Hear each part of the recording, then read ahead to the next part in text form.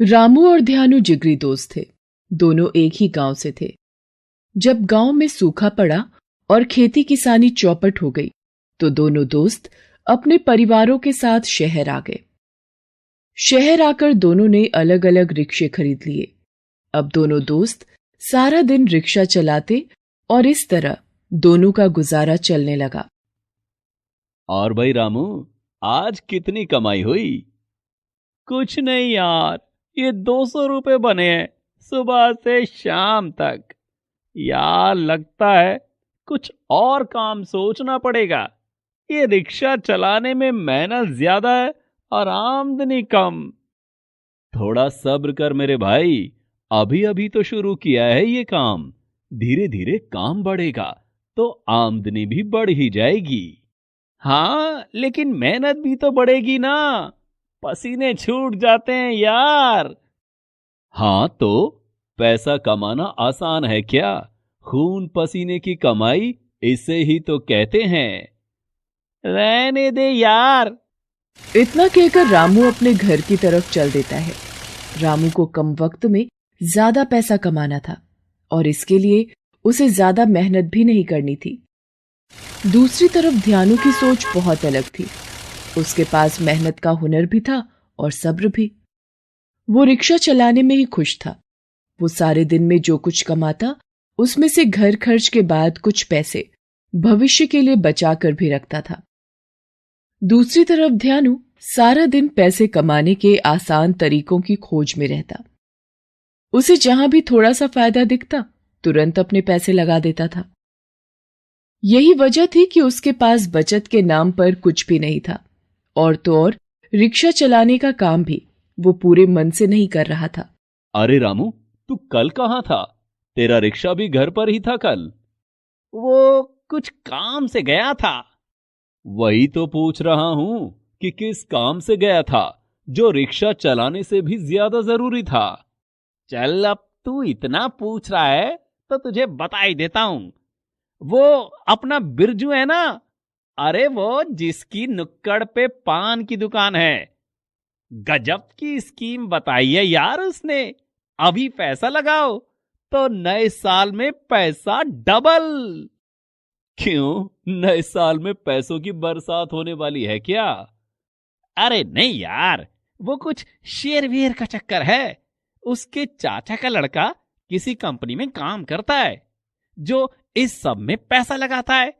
बिरजू बता रहा था कि नए साल पर उसे खूब फायदा होने वाला है। और वैसे भी नए साल को अभी कुछ ही दिन तो बचे हैं। लोगों ने तो कितने महीनों से पैसे लगा रखे हैं।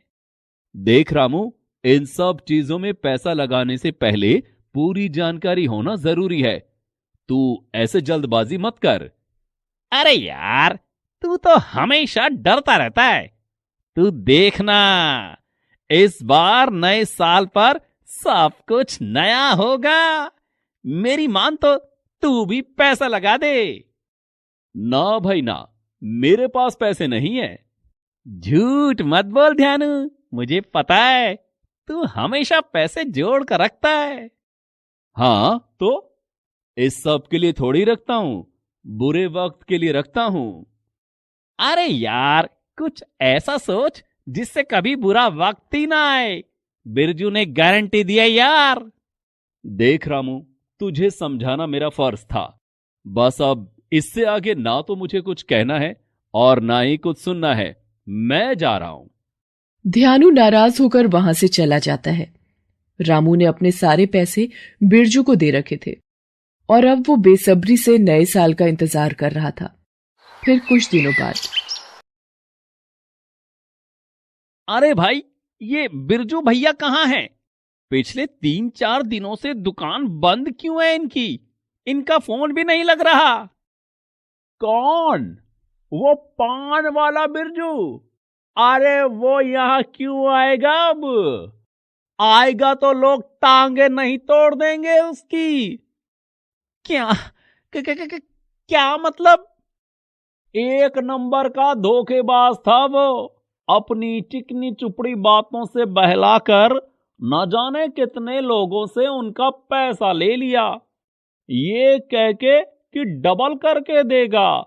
सुनने में आया है कि सबको चूना लगा गया, सबका पैसा लेकर चंपा धो लिया वो तो। नहीं, ये कैसे हो सकता है? उसकी दुकान है यहाँ, उसे छोड़ के कैसे जा सकता है वो? ये दुकान? अरे किस दुनिया में हो भाई साहब, ये तो किराए पर ली थी उसने। अपना सामान लेकर 4 दिन पहले ही गायब हो लिया वो तो। ये रामू के लिए बड़ा झटका था। उसके सारे पैसे डूब गए थे। पैसे डबल होने की उम्मीद में उसने रिक्शा चलाना भी बंद कर दिया था। नए साल पर जश्न मनाना तो दूर, अब तो घर खर्च के भी लाले पड़ गए थे।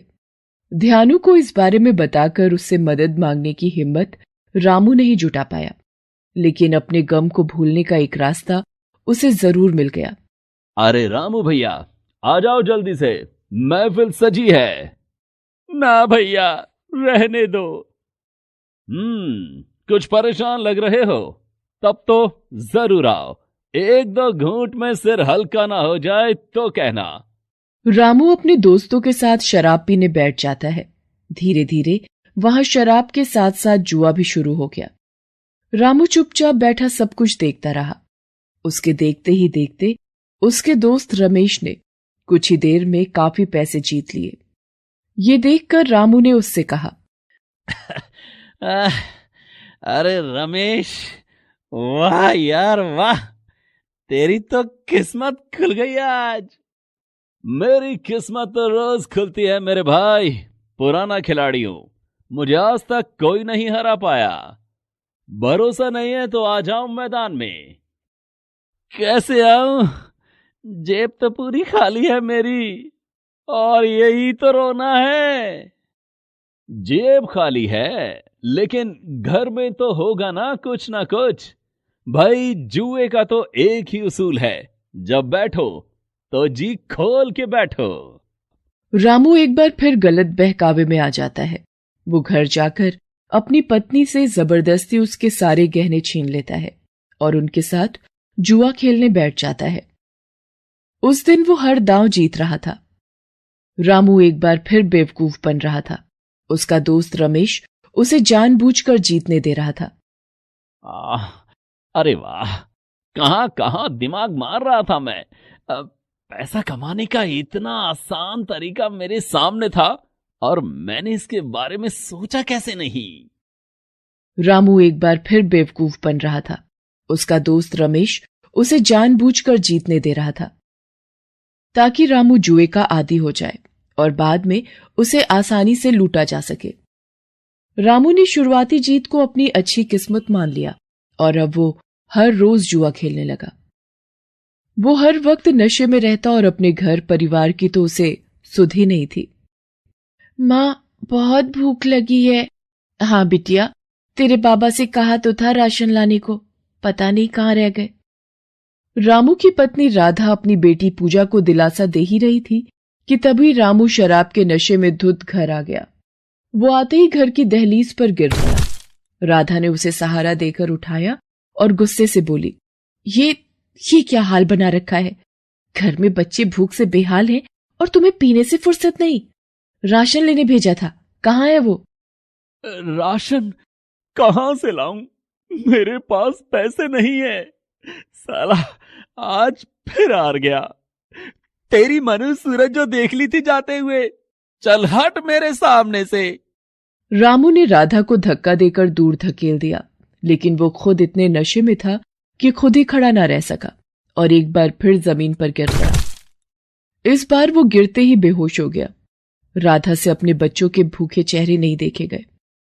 वो तुरंत ध्यानु के घर जाकर वहां से थोड़ा राशन मांग कर ले आई और तब जाकर घर का चूल्हा जल सका। फिर अगले दिन, अरे सुनो, जल्दी उठो, देखो जरा। अब क्या हो गया? क्यों कान के पर्दे फाड़ रही है मेरे? देखो ना, मुन्ने को कितना तेज बुखार है, इसे डॉक्टर के पास लेकर जाना होगा। राधा की बात सुनकर रामू के होश उड़ गए। उसने अपने 1 साल के बच्चे का माथा छूकर देखा तो वो बुखार से तप रहा था। वो गुस्से में राधा से बोला, इसे बुखार कैसे आया? तू इतने छोटे से बच्चे का ख्याल भी नहीं रख सकती? मैं जो कर सकती हूँ सब कर रही हूँ, पर तुम क्या कर रहे हो? इसके बारे में सोचा है कभी? दिसंबर की सर्दी है, बच्चों के पास ना तो पहनने को गर्म कपड़े हैं और ना ही रात को ओढ़ने के लिए रजाई। ऐसे में बच्चा बीमार नहीं होगा तो क्या होगा बताओ जरा। तो तूने मुझे पहले क्यों नहीं बताया? मैंने नहीं बताया? तुम शराब के नशे से बाहर निकलो तब तो मेरी आवाज कानों में पड़े तुम्हारे। देखो, मुझे कुछ नहीं पता, जो करना है वो करो, पर मुन्ना को जल्दी डॉक्टर के पास लेकर चलो। रामू की जेब में फूटी कौड़ी तक नहीं थी। राधा के गहने भी वो पहले ही जुए में हार चुका था। एक तरफ जहां हर कोई नए साल के जश्न की तैयारियों में लगा था, तो वहीं रामू सबसे मदद मांग रहा था ताकि अपने बच्चे को डॉक्टर के पास ले जा सके। वो सबसे पहले रमेश के पास गया। यार रामू, मैं मदद तो कर देता, लेकिन तुझे तो पता ही है आज अपना भी दिन अच्छा नहीं गया। जो कुछ जेब में लेकर बैठा था सब हार गया। अब रामू सीधे ध्यानु के घर जा पहुंचा, लेकिन ध्यानु उस वक्त घर पर नहीं था। अब तो रामू का हौसला पूरी तरह से टूट गया। आंखों में आंसू लेकर वो घर लौट आया, लेकिन वहां पहुंचकर उसने देखा कि मुन्ना तो मुस्कुरा रहा था और अपनी बहन पूजा के साथ बातें भी कर रहा था। ये सब देखकर रामू के बेजान शरीर में जान आ गई। उसने तुरंत राधा से पूछा, राधा, ये मुन्ना, ये कैसे? ये सब ध्यानु भैया की वजह से हुआ है जी। उन्हें जैसे ही मुन्ना के बारे में पता चला, वो तुरंत इसे अस्पताल लेकर गए। डॉक्टर ने जो भी दवाइयां बताई वो भी तुरंत खरीद कर ले आए। मुन्ना अब पहले से बेहतर है और ये देखिए, कल से नया साल शुरू हो रहा है, तो ध्यानु भैया बच्चों के लिए कितना कुछ लेकर आए हैं। राधा की बात सुनकर रामू अपने घुटनों पर बैठ गया और जोर जोर से रोने लगा। तभी उसे अपने कंधे पर किसी का हाथ महसूस हुआ। वो ध्यानु था। रामू ने ध्यानु के पैर पकड़ लिए और रोते हुए बोला, भाई, माफ कर दे मुझे। मैंने कभी तेरी बात नहीं मानी। तू हमेशा मेरा भला सोचता रहा, और आज जो तूने किया है मेरे भाई, उसका एहसान तो मैं कभी नहीं चुका पाऊंगा। चुका सकता है मुझसे ये वादा करके कि इस पुराने साल के साथ अब पुराना रामू भी पीछे छूट जाएगा। नए साल पर नई शुरुआत करेगा तू, किसी नए झमेले के साथ नहीं, बल्कि अपने पुराने रिक्शे के साथ। ध्यानु की बात सुनकर रामू मुस्कुरा देता है और उससे वादा करता है कि अब वो जल्दबाजी में कोई फैसला नहीं करेगा और पैसा कमाने के आसान रास्ते भी नहीं ढूंढेगा। अगले दिन 1 जनवरी थी। नया साल शुरू हो रहा था।